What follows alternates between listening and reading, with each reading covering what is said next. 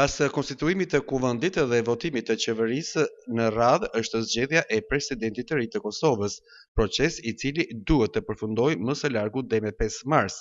Dhe nëse kjo nuk ndodh, Kosova shkon automatikisht në zgjedhje të parakohshme parlamentare.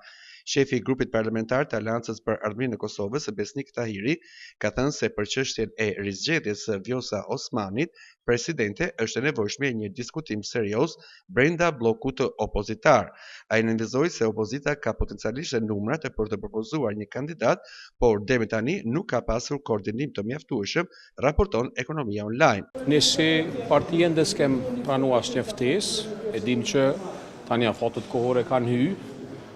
Me sa di unë është 4 marsi, dita e fundit që duhet kuvendi ta zgjedhë presidenten apo presidenten e vendit, kur të na trasë shkojë për detyrë jona kushtetuese. A jeni për rizgjedhjen e zonjës Osmani në krye të shtetit dhe cili do të jetë qëndrimi i AK-s në seancën kur do të jetë në rendite kjo çështje? Na duhet ta bëjmë një diskutim bukur serioz me partitë që kemë qenë blok opozitar, për shkak se si subjekte politike ne i kemë mbi 40 nënshkrime, që nënkupton me 30 nënshkrime mund ta kemi një kandidat.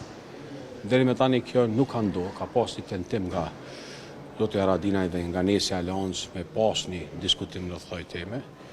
Nuk ka ndodhur për shkak se ka qenë konstituimi i kuvendit.